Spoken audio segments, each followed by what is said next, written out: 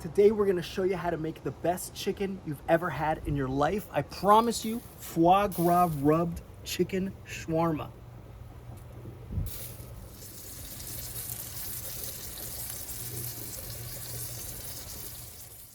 Chicken shawarma is my favorite thing to make, most delicious thing I make, and I guarantee you your wife will love you again, and your neighbors, especially the fathers, will look at you with fear and respect. So look, chicken shawarma, it's a heavily spiced Middle Eastern dish that spins. We're gonna slice it thin as it spins around, and it kind of marinates in its own juices. So I made this about 25 times now, kind of give you all the mistakes I made and what to avoid. So we're going to start with about 10 to 12 pounds of boneless, skinless chicken thighs. Very important, boneless and skinless. Start with the highest quality thighs you can get. And then for our binder, we're going to use some nice olive oil. Now, here's mistake number one that I've made is I put in too much olive oil. It looked awesome. It smelled awesome. Once I got it on the grill, it dripped so much onto the coals and it burned up really acrid. So don't use too much. It's just for the binder. Then we're going to hit it with some kosher salt.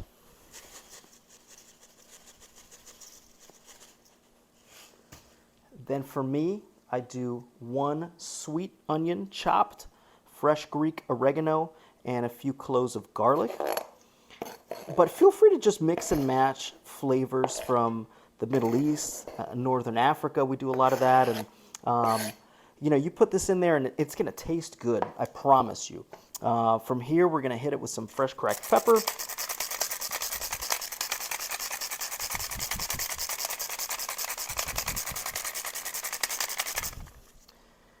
Then cumin, super important.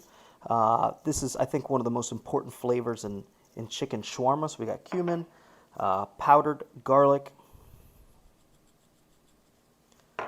powdered onion. Then we got cured sumac. Really, really nice flavor. And then for me, I get so much flavor from this bearberry seasoning. This is a Northern African spice blend, cinnamon, cardamom, a lot of really good stuff in there. But it just goes great on the chicken thighs and lamb and shrimp as well. So we go pretty heavy on the spices here. We're going to get it all mixed up and incorporated. And one mistake I made early on was I didn't let this marinate long enough. There's a couple times where I thought I could get away with a 2 or 3 hour marinade. You can't. I mean, you really want to go overnight with this, let the flavors incorporate. And the other mistake I made that was a disaster is I put in fresh squeezed lemon juice into this marinade. I thought that'd be awesome because I love putting lemon into this dish. And the kind of ceviche style, the acidity in the lemon gave me this texture on the chicken that was awful. So I highly recommend not putting in lemon or any kind of citrus into your marinades, especially anything that's going to sit for more than 20 minutes, because it's just going to start to cook through the acidity into your protein. We're going to save the lemon for the very end. We're going to hit it with some aggressive, fresh lemon. It's going to taste awesome. But here's our marinated thighs. These are going to go into the fridge covered overnight. We want to shoot for, you know, at least 8 hours on this marinade. Let the flavors incorporate. But this already smells so good. I can't wait to get it on the grill. Our thighs have marinated overnight. Now we're going to get our spit constructed. So basically, everything is going to go down the sharp, pointy end of our spit. And then what we're trying to do is get as many points of fixation on these early ones as we can, just to keep the meat from getting loose. And we're going to get them on nice and tight. And you want to be thinking about putting your pointy tip here into the center. I like to have 2 fingers on either side of the center and then come down in between so you don't pinch yourself. And then think about just clocking the meat as you go down, because what we're trying to do is create this cylinder of meat, because we've got rectangular chicken thighs and we want a more uniform cylinder as we go. So as you come down with them, you know, you can do bigger pieces as you have them, and wherever you have more space, that's where you want to put your next thigh. So you've got even chicken all the way around, and really take advantage of the tines. Get them in contact with the chicken as you go. So we're going to build this whole thing up here, and then we're going to get this onto the grill. Our thighs are all on the spit. Now we're just going to close this with the other tines here, and you want to really crank down. Get that on there tight.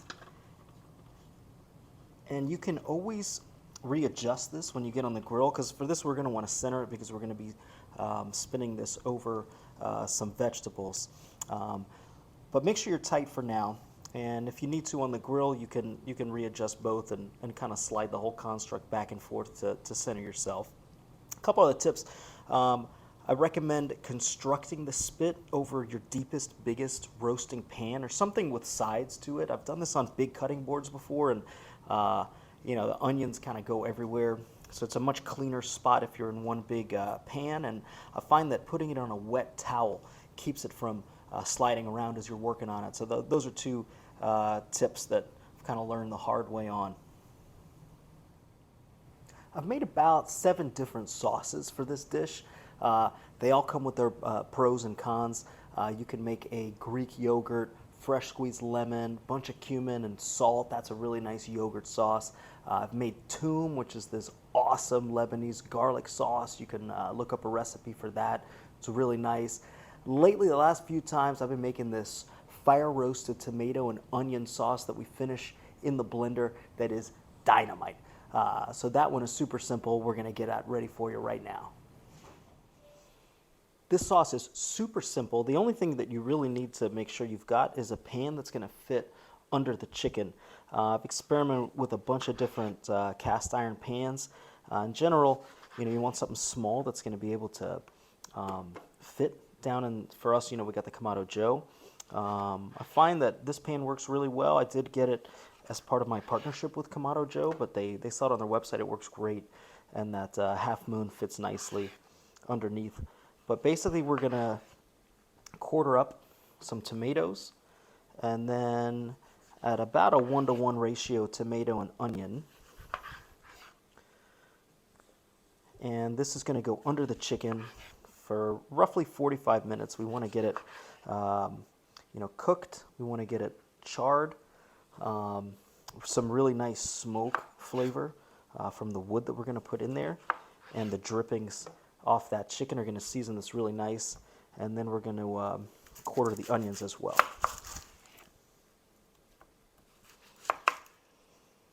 Onions are quartered. They're going in as well.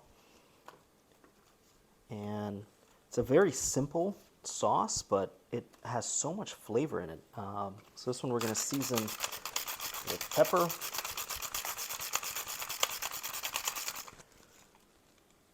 some olive oil,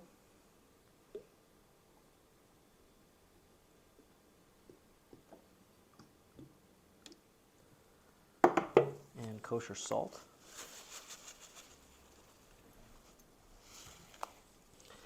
And then we'll give that just a little bit of a mix. And it's going to cook down. Remember, this is all going in the blender after, so it doesn't need to look like much. We just want it to get all the flavors from the grill and get down nice and cooked. As far as grill setup, we've got the Kamado Joe Big Joe 3 here, so we're able to do the charcoal divider, large lump charcoal towards the back. If you've got the smaller grill or don't have the divider, no problem. I've done this plenty of times. Just make sure that you bank your charcoal going up. That way, try and leave no charcoal down here. We're going to be spinning right around here. And the reason for that is if you have a full charcoal basket, you're going to get more heat coming up the middle than you would on the sides. And we want even cooking here. So you want to make sure that you're banked up the back, or you have this divider in for half. We're going to have our basket in here with the tomatoes and the onions to catch all the drippings. That's going to be a great sauce for us. And then I like to add a couple wood chunks. This is maple, just for some flavor. And then we're going to go ahead and get this lit up with the grill gun. We're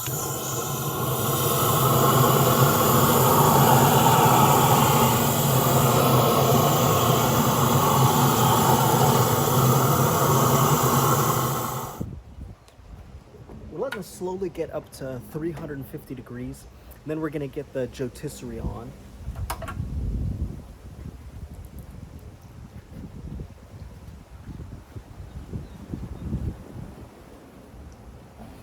So you wanna make sure that the word Joetisserie here is centered on your clasp.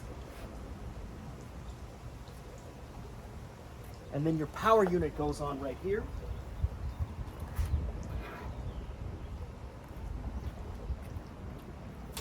And then I'm gonna drop down our tomato and onion right into the pocket that we made. And then we're gonna get our chicken on.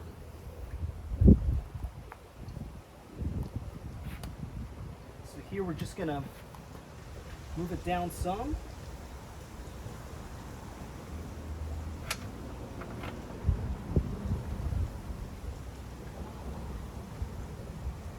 And I want to get it centered right over the veggies.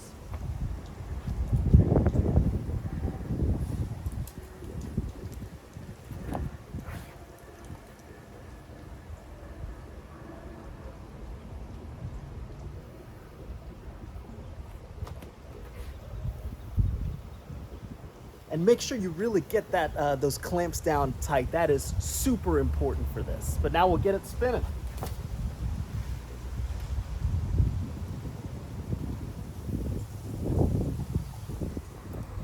All right, so we are looking really good here.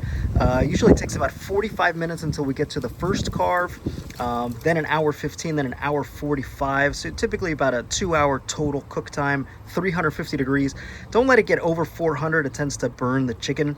But just like this, looks really nice. It's all gonna drip down on top of our tomato onion medley that will turn into a sauce a little bit later. But already it's smelling great.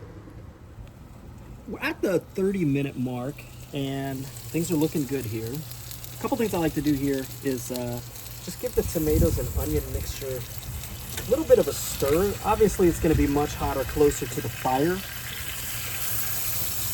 So just move a little bit of that back. Okay. And then one of my secret weapons is got this foie gras mousse that I like to rub on the chicken. This is totally optional. You can do this with foie gras mousse, which I love. It melts right on and then drips down and flavors the sauce really great. You could do it with some mayonnaise with a little more of that bearberry.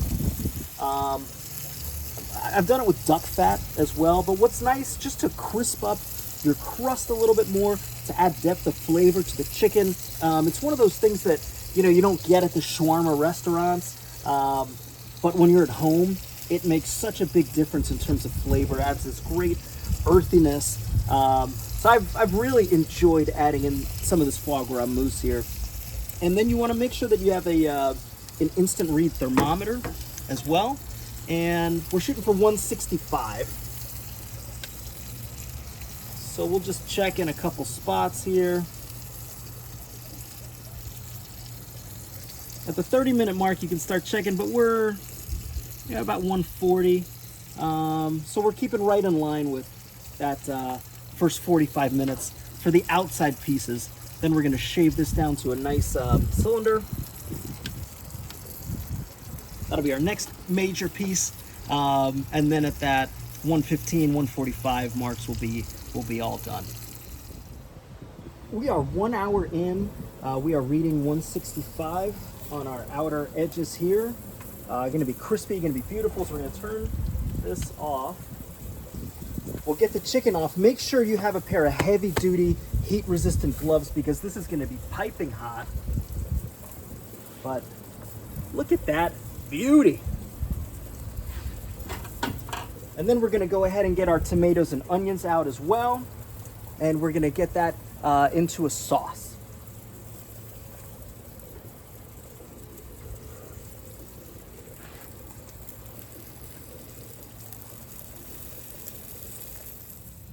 Okay, now my favorite part, we get to carve.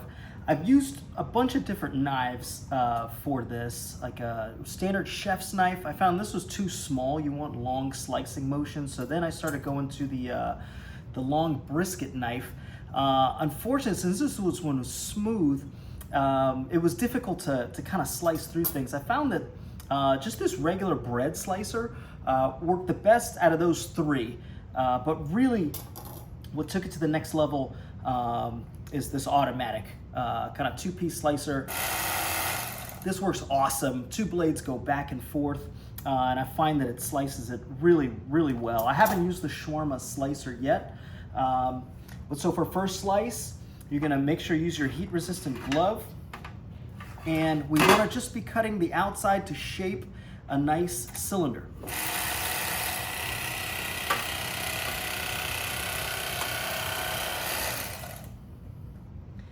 And this right here is the best bite of chicken you've ever had in your life, I guarantee it.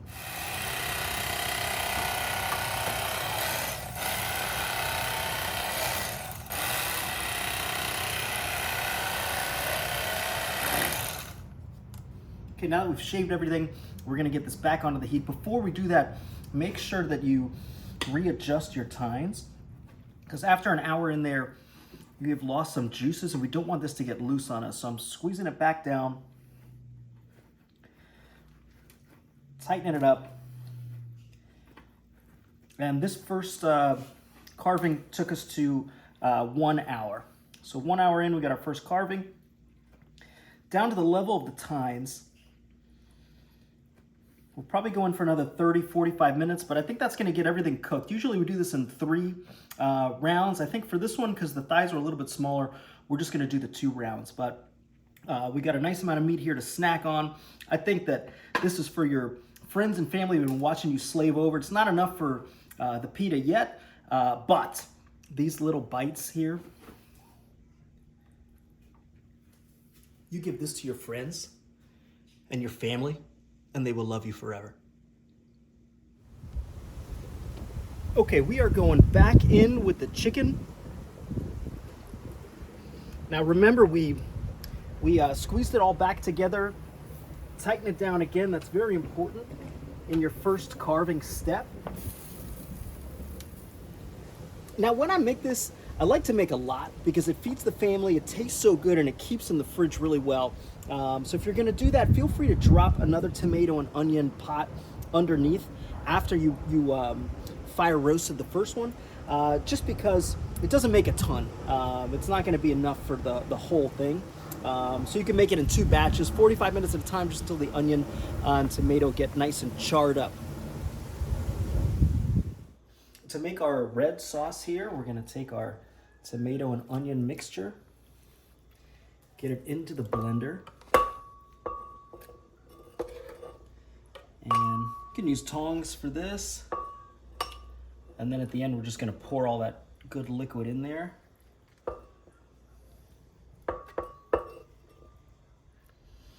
And then we're gonna add in some more garden fresh oregano. Same Greek oregano we were using in our marinade. And that'll just give us a little nice freshness with the herbs. And then we're gonna blend this up.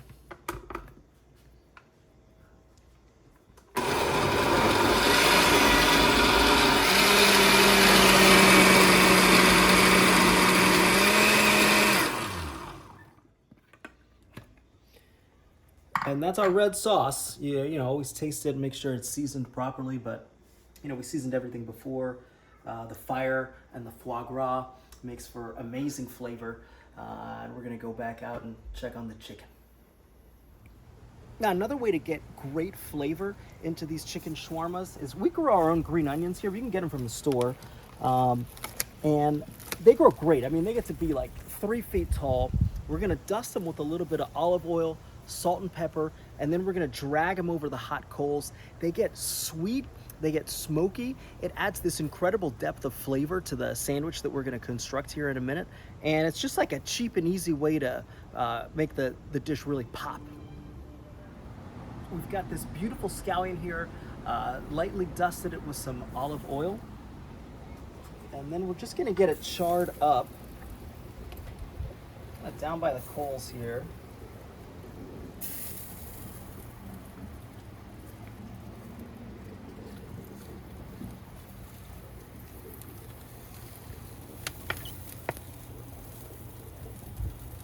And that's it, like 5 seconds. The smell has gone from your typical scallion to sweet, incredibly aromatic.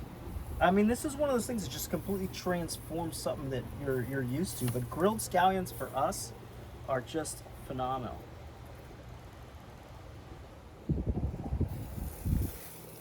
Okay, we're 1 hour into the second spin, so 2 hours total, and we're reading cooked across the whole thing, and it's gonna vary, but it looks awesome. We got some really nice charring on this second carving here, and we're gonna go get this out and slice it up. Chicken's home now. Make sure you use heat-resistant gloves as you undo these tongs. They're still gonna be hot. I've burned myself probably 6 times doing this. Then we're gonna take our chicken off little chunks like that, and then I like to slice them like that. So here comes off, smells awesome. And as far as slicing goes with this one, I don't think you need the big piece. The electric one, you can just use a regular chef's knife here. Try and go as thin as possible, but you can see how juicy this is. Tender, super flavorful. We got nice and thin pieces here. And this is how we're gonna construct our sandwich. This is the time now, not in the marinade, to add the lemon. So fresh lemon on this beautiful chicken shawarma. Man, that is such a great bite. We'll show you how we make the sandwich next. We're ready to put everything together. Now, traditionally, where I grew up in the Middle East, this is served on pita with hummus and then a salted medley of tomato, cucumber, and onion. For this one, I love the garlic naan that we get at the grocery store. I just find that bread is tastier. So we got naan warmed up in the oven, shawarma. Then we dusted off the ash on our green onions here. So we got some green onions down. And then we're gonna top that with our red sauce.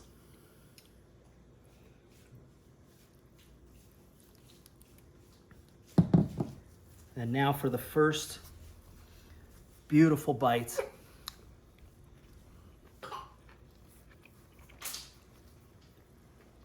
I love it.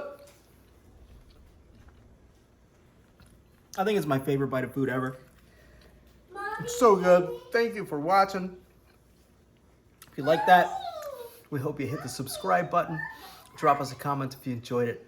Thanks so much.